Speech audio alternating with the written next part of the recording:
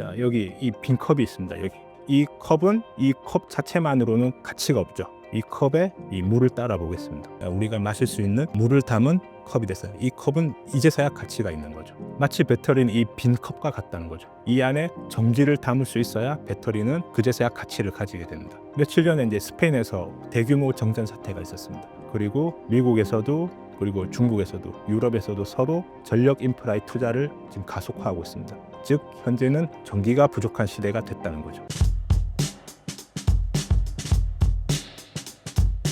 반갑습니다. 슈퍼개미가 된 박두환입니다. 최근 2차 전지 시장 상황 어떻게 보고 계신가요? 투자 상담소를 운영을 하면서 저를 찾아오셨던 이제 수십 분의 상담자분들이 있었습니다. 제가 가장 안타깝고 우려스러웠던 거는 그분들 대부분이 60대, 70대 노후 자금, 은퇴 자금으로 이 2차 전지 에코프로 같은 주식들을 사셔서 사실상 계좌가 지금 녹아버린 상태에서 어찌할 줄을 몰라서 저를 찾아오신 분들이 굉장히 많았고, 지금 이런 분들이 전국에 아마 굉장히 많을 거라고 저는 생각을 하고 있어요. 근데 저는 특히 2차 전지, D차 전지 에코프로, 그리고 양극재, 특히 엔캠 같은 이런 주식들에 심각한 거품이 있다고 제가 판단을 하고 있고, 그에 대해서는 제가 2년 전부터 경고를 드렸었습니다.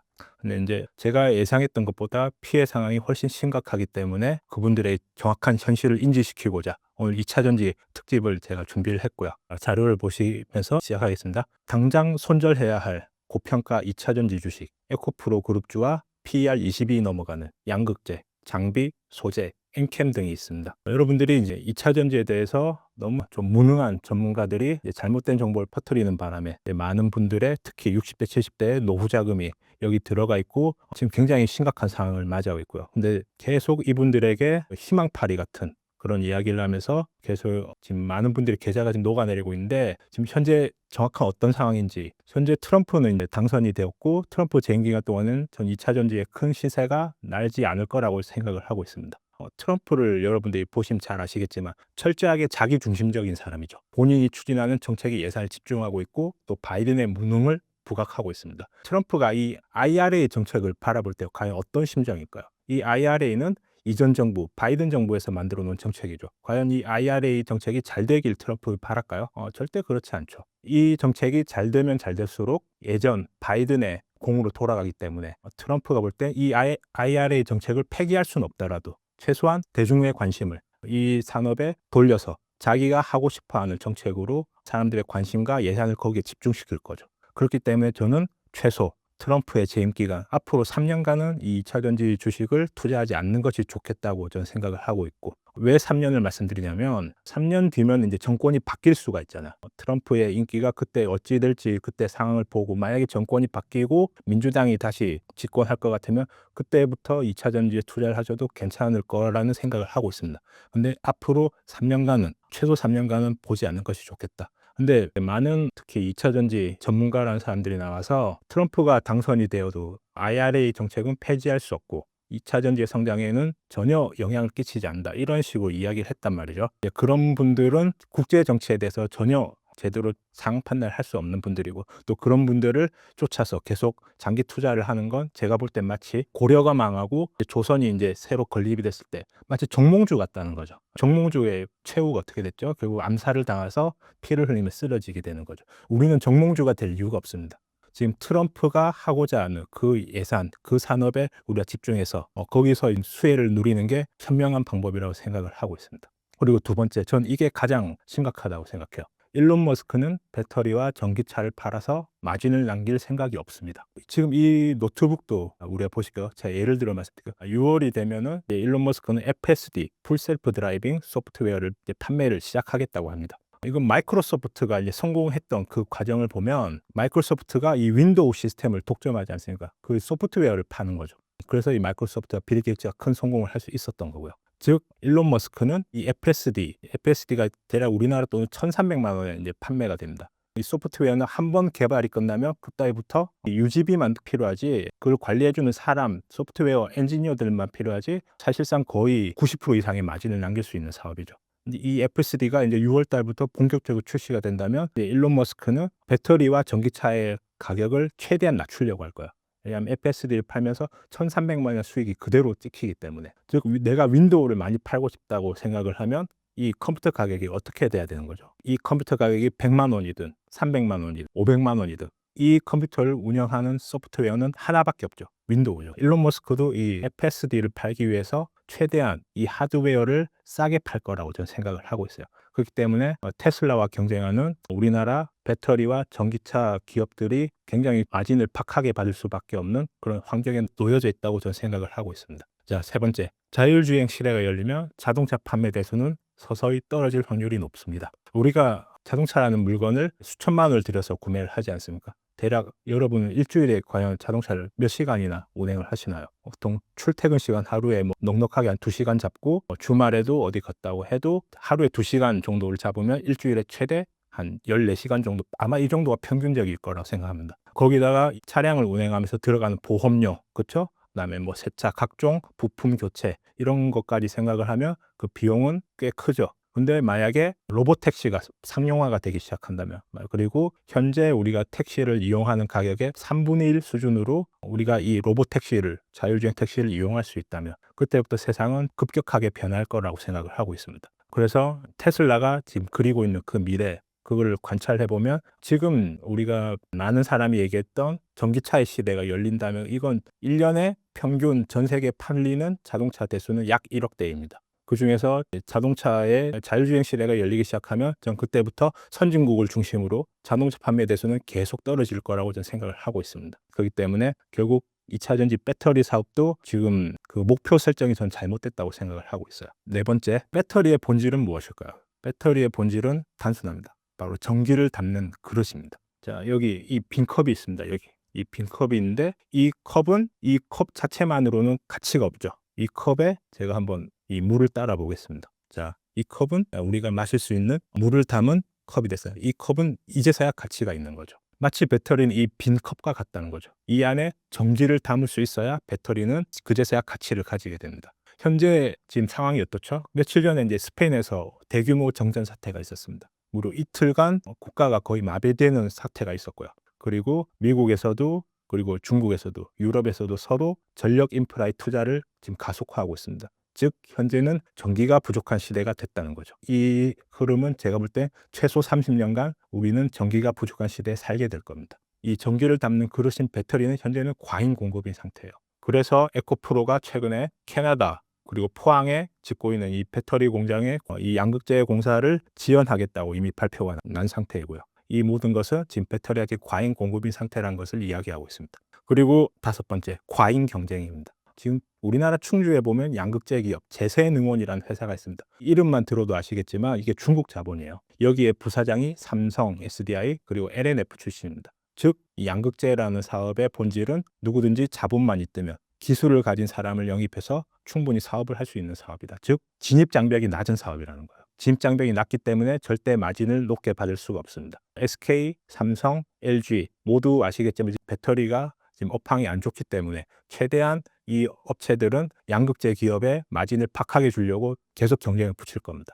그렇기 때문에 향후 이 양극재 기업들이 수익이 저조할 거라고 예상을 하고 있습니다. 과연 제가 어떤 자격으로 지금 2차 전지에 대해서 함부로 이야기를 할 수 있나? 전 이미 2년 전부터 에코프로가 시총 30조일 때부터 저는 강력하게 경고를 드렸던 사람입니다. 이때 당시에 자료를 보시면 애널리스트들이 추정했던 에코프로의 영업이익 추정치가 23년 기준으로 4,200억, 지주산 당기순이익 지배를 보셔야 됩니다. 24년도에는 무려 5,200억을 찍혀 있다고요. 그리고 25년도에 7,500억. 애널리스트들이 그때 분위기에 휩싸여서 실적 전망치를 이렇게 지금 엉터리로 지금 만들어 놓았던 거예요. 그래서 수많은 사람들이 그 광풍에 휩싸일 수밖에 없었고요. 지금 수많은 피해자들이 지금 양산이 되고 있습니다. 그리고 저는 2년 전에도 우리나라 유튜브에서 제가 최초로 트럼프 리스크에 대해서 말씀을 드렸었어요. 많은 2차 전지를 밀고 있는 많은 전문가들이 트럼프는 전혀 영향 끼치지 못할 거라고 얘기를 했지만 안타깝게도 제가 예측한 게 정확하게 맞아떨어졌죠. 그리고 트럼프는 바이든이 만든 IRA 정책을 최대한 대중의 관심을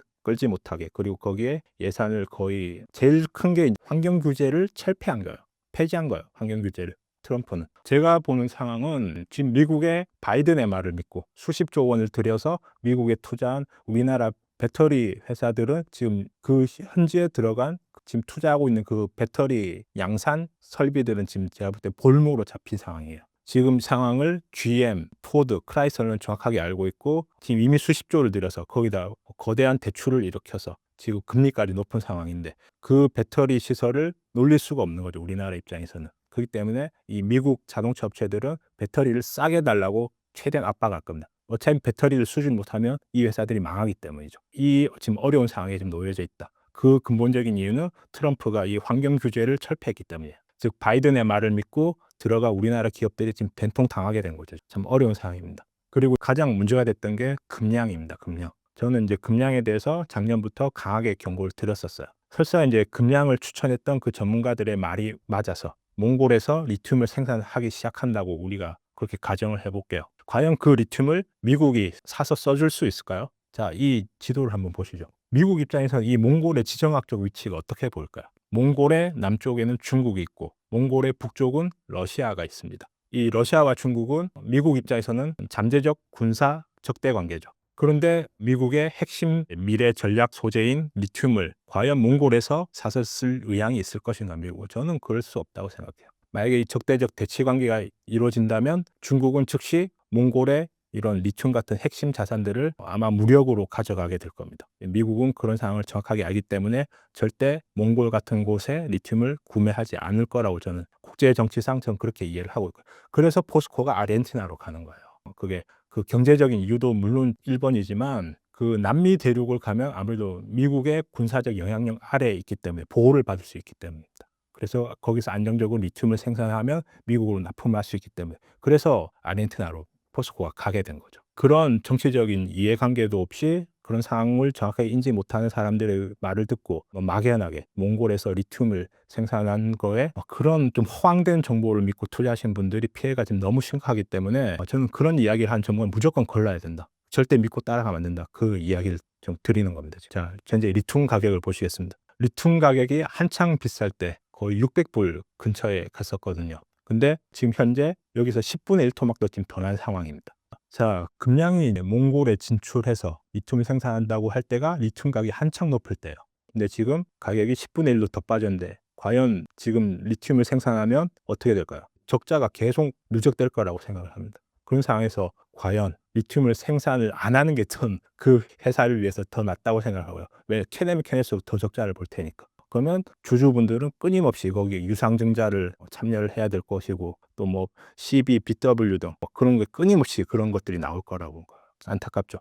자, 금량은 어떤 업체였냐면 바로 발포제를 만드는 업체입니다. 이게 주업이라고요. 발포제는 어디에 쓰냐면 신발 밑창에 쓰이는 거예요. 발포제는 신발 밑창 만드는 회사 쉽게 얘기하면 과연 이 회사 업황이 어떨까요? 지금 신발 재료는 어느 국가로 다 넘어갔죠? 거의 베트남, 태국 이런 인건비가 싼 국가들로 다 넘어갔죠. 이런 기업이 배터리를 생산한다. 우리나라 지금 혹시 SK이노베이션 주가를 한번 확인해 보세요. 거의 10년 전 주가로 돌아갔습니다. 이 회사들이. SK라는 우리나라 굴지의 대기업이 왜 이렇게 어려운 상황에 지금 처하게 됐을까요? 그건 단순히 배터리에 수십 조를 투자했기 때문에 배터리 수요 투자했는데 불구하고 아직까지도 영업이익을 제대로 뽑아내지 못하고 있습니다. 제가 볼 때는 그 SK가 배터리 투자를 잘못했기 때문에 지금 굉장히 그룹 전체가 지금 흔들리고 있는 상황이고요. 그런데 이런 신발 밑창 만드는 회사가 배터리를 제조하는 그런 능력이 있다. 저는 좀 상식적인 면에서 여러분들이 판단을 하셔야 된다고 생각해요. 이미 뭐 금량은 거래 정지가 됐기 때문에 더 이상 손을 쓸 수 없는 상황이고요. 참 안타까운 상황이 여러분들에게 현실을 보시고 상식적으로 판단하시면 절대 이런 엉터리 전문가들에게 낚일 일이 없다. 저는 그 말씀을 드리는 거예요. 자, 삼성 SDI의 현재 상황을 보겠습니다. 삼성 SDI 현재 시총 12조고요. 어쨌든 이 기업은 적자 없이 장기적으로 실적을 지켜주고 있는 회사예요. 현재 시총은 대략 애널리스트 추정치 27년도는 당기순이익 재배가 1조 8천억을 예상을 하고 있습니다. 그러면은 대략 7년 예상 실적 기준으로 현재 주가는 PER 7 평가를 받고 있습니다. 근데 삼성 SDI 주가가 지금 2017년 수준으로 지금 돌아갔거든요. 2017년이면 그때 배터리에 대해서 인지하는 사람들 거의 없었어요. 근데 삼성 SDI가 그 수준까지 주가가 지금 돌아갔다고요. 그 이유는 무엇일까요? 자, 삼성 SDI를 지분을 가장 많이 투자하고 있는 주체는 바로 외국인입니다. 외국인은 왜 삼성 SDI 2017년 수준으로 주가를 밀어버렸을까요? 그건 2차 전지가 장기 성장하는 그런 산업이 아니라 경기 순환 사이클 산업이라는 거예요. 즉 경기가 좋고 금리가 낮을 때는 전기차가 잘 팔리지 않겠습니까? 그러면 그때 실적이 확 좋아졌다가 지금처럼 고금리 상황에서 경기가 안 좋으면 자동차 판매가 부진하게 되면 그 재고가 쌓이고 적자가 난다는 거죠. 그런 산업에 결코 멀티플을 높게 줄 수 없습니다. 자, 에코프로를 보시겠습니다. 에코프로는 현재 시총이 7조입니다. 자, 에코프로의 문제는 기존 가지고 있는 돈을 버는 사업들을 모조리 다 상장을 시켰다는 거예요. 즉 에코프로는 정확하게 말하면 홀딩스입니다. 홀딩스. 자회사의 지분을 보유한 그냥 홀딩스일 뿐이에요. 그런 회사는 우리나라에서는 PER을 대략 2에서 3 정도로 줍니다. 이 홀딩스는 수익을 자회사로부터 로열티, 그 브랜드 사용권을 받고요. 그리고 자회사가 배당을 치면 그 배당의 유입돼요. 그게 홀딩스가 수익을 내는 유일한 방법입니다. 근데 에코프로 상황이 어떻죠? 지금 2차 전지 업황이 굉장히 어렵고 앞으로도 향후 몇 년간 돈 벌기가 굉장히 어려운데 지금 배당이 들어오나요? 배당 없죠. 브랜드 사용료도 얼마 안 됩니다. 에코프로 홀딩스가 실제 벌어들이는 돈은 얼마 안 된다는 거예요. 근데 이런 회사가 현재 시총이 7조다? 저는 너무나도 비싸 보여요. 지금 이 시총이. 과연 이 회사가 현재 배당 수익도 거의 없을 것이고 브랜드 사용료가 아마 얼마 안 될 건데 현재 시총 7조다? 저는 여기서 거의 최소 저는 이 회사가 시총이 1조 미만으로 내려올 거라고 생각을 합니다. 즉 현재 주가에서 7분의 1 토막이 날 거라고 생각을 하고요. 시간이 얼마 걸릴지 모르겠어요. 그래서 지금 에코프로 이런 주식에 지금 잘못된 정보를 믿고 여기에 물타기 하고 계신 분들은 지금이야 즉시 손절하시는 게 맞다고 경고를 드리는 겁니다. 지금 에코프로 주가가 30만 원 하던 게 5만 원까지 빠졌죠. 그러면 이제 가격을 보는 사람들은 이게 싸다고 물타기를 합니다. 그럼 절대 그렇게 하면 안 됩니다. 왜냐하면 에코프로가 실제 내재 가치가 지금 시총에 비해서도 형편없이 싸기 때문이죠. 실제 이 정도의 가치를 받을 회사가 안 된다는 겁니다. 자, 여러분들이 기억하셔야 된다. 2년 전 배터리 광풍으로 인해서 에코프로 당기순이익 지배를 24년 기준 5,100억을 전망했던 애널리스트들 그리고 어떤 전문가들이 자칭 전문가들 그 누구도 여러분의 계좌를 책임지지 않습니다. 자, 에코프로 BM을 볼게요. 현재 시총이 약 10조입니다. 이 회사는 27년 애널리스트의 실적 전망치 기준으로도 27년에는 PR이 50이에요. 근데 에코프로 BM은 매출의 60%를 삼성 SDI 의존하고 있습니다. 그리고 약 30% 정도를 SK온에 의존을 하고 있고요. 근데 매출 비중 60%인 즉 삼성 SDI가 갑이라는 거죠. 삼성 SDI는 27년 기준으로도 PR이 7밖에 평가를 못 받고 있습니다. 그런데 왜 에코프로 BM? 이건 을인데 을 회사가 갑보다 7배 이상 고평가 받을 이유는 전혀 없습니다. 그래서 현재 주가에서 7분의 1 토막이 나도 전혀 이상한 것이 아니라는 거죠. 우리나라에서 경기 순환주는 일반적으로 PR이 4에서 10 수준으로 평가받고 있습니다. 예를 들면 하이닉스 같은 경우에는 PR이 5 정도 되는데요. 시총이 130조이고 25년 올해 예상되는 이익이 약 30조입니다.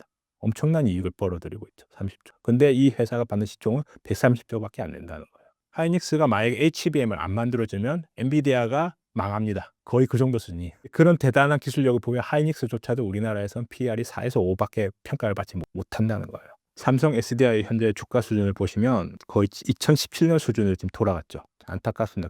이게 외국인이 보는 우리나라 배터리 산업의 미래라는 거예요. 자, 에코프로는 어떻죠? 에코프로는 2017년 지금 최저가 조그맣게 보이시나요? 1,078원이 찍혀 있죠. 저때 에코프로가 현재 에코프로보다 훨씬 가치 있는 회사였습니다. 그 이유는 저때 에코프로 안에 에코프로 BM도 있었고요. 에코프로 머터리얼 제 안에 다 있었어요. 그걸 지금 5조비 다 상장을 시켰죠. 근데 에코프로가 여전히 지금 5만 원 수준의 주가에 머물러 있다. 저는 여기에 상당한 좀 우려가 굉장히 좀 많이 걱정이 됩니다. 최소 저는 이 회사의 주가는 10,000원 밑으로 떨어질 거라고 예상을 하고 있습니다. 시간 언제가 걸릴지 모르겠어요. 점차 이 회사의 본질 가치가 사람들이 알게 되면서 주가가 많이 하락할 거라고 예상을 하고 있습니다. 자, 여기서 지금 제가 이제 수십 명의 상담자들을 대화를 하면서 제가 알게 된 이분들이 왜 투자의 실패로 이어졌냐. 아마 지금 많은 분들의 마음 상태도 이와 같을 거라 생각합니다. 투자에서 실패로 이어지는 손실 회피 심리. 자, 언젠가는 올 것이다. 라는 헛된 희망이죠. 큰 손실과 오랜 보유 기간으로 인해서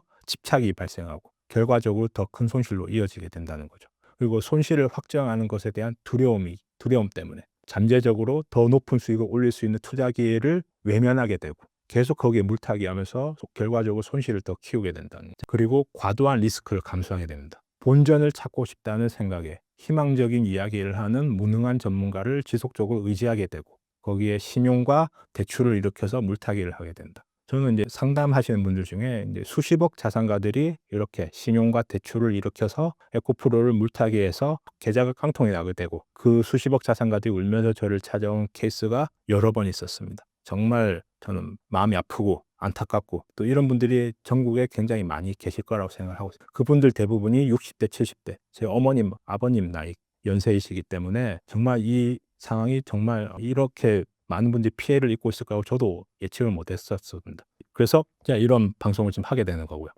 손실의 고통은 수익의 기쁨보다 약 2배 더 강력합니다. 이로 인해 투자자는 합리적인 판단보다 감정에 따라 행동하게 되며 계속적인 악순환에 빠지게 된다.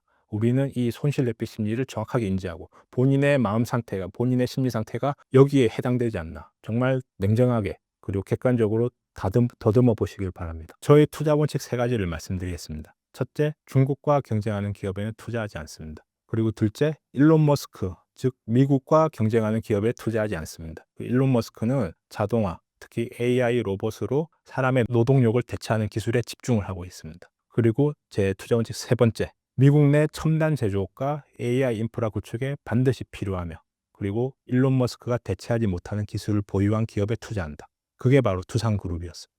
제가 두산에 전 집중 투자한 이미 4년이 넘었고요. 제가 유튜브에 나온 지 2년이 이제 지났으니까 지난 2년간의 저의 투자 스토리를 한번 계속 찾아서 또 들어보시길 바래요. 제가 보았던 건 두산그룹 AI 인프라 그리고 전력 안보에 있어서 두산그룹이 보유한 기술이 각광을 받을 것이다. 저는 그런 생각에 4년 전부터 집중 투자를 했고 지금 현재 믿을 수 없는 이제 성과를 이룩하고 저는 이제 슈퍼개미가 되었습니다. 제 성과를 한번 보여드리겠습니다. 현재 운영하는 돈은 거의 한 145억 정도가 되었습니다. 제가 이런 믿을 수 없는 큰 성과를 이룰 수 있었던 건 이 기업이 가진 내재 가치, 미래의 변화, 그리고 이 기업이 가진 미래 변화에 맞는 혁신 기술, 여기에 집중할 수 있었기 때문에 오늘날 이렇게 믿을 수 없는 성과를 이룰 수 있었고요. 현재 제가 좋게 보는 그런 기술은 두산그룹이 가진 특히 AI 인프라, 동박적중판, CCL이죠. 그리고 전력이 중요한 시대로 넘어오게 되면서 두산이 가진 원전, 주기기 제조 능력, 그리고 SMR 이런 것들이 미래에 굉장히 각광을 받을 것이다. 그리고 한화, HD 현대 이 기업들이 예전에는 조선은 단지 예전에는 경기순환 사이클 산업으로 평가를 받았었습니다. 즉 경기가 좋으면 컨테이너의 발주가 늘어나고 그렇기 때문에 경기가 좋을 때는 컨테이너선 발주가 늘어나기 때문에 매출액과 영업이익이 늘어나게 되고 또 경기가 꺾이면 컨테이너선이 발주가 줄어들기 때문에 적자를 봤었죠. 대표적인 경기순환 사이클 산업이 조선이었는데 그게 지금 시대의 변화, 즉 미국의 입장에서 봤을 때 이 조선이라는 산업은 미국의 해군 능력에 반드시 필요한 기술이 되었고 그걸 만들어줄 수 있는 국가가 서방 세계에서는 한국이 유일하기 때문에 거기서 장기적인 구조적인 성장주로 재평가를 받게 된 것이죠. 그리고 방산, 즉 조선이 에너지와 방산 산업 이 업황과 같이 누리는 특수 상황을 발생하게 된 거죠. 그래서 여기서 미국이 필요로 한데 미국이 대체하지 못하는 기술을 가진 그룹은 두산, 한화, HD 현대중공그룹입니다. 여기서 지속적으로는 투자를 이어나가시는 게 저는 맞다고 생각을 합니다.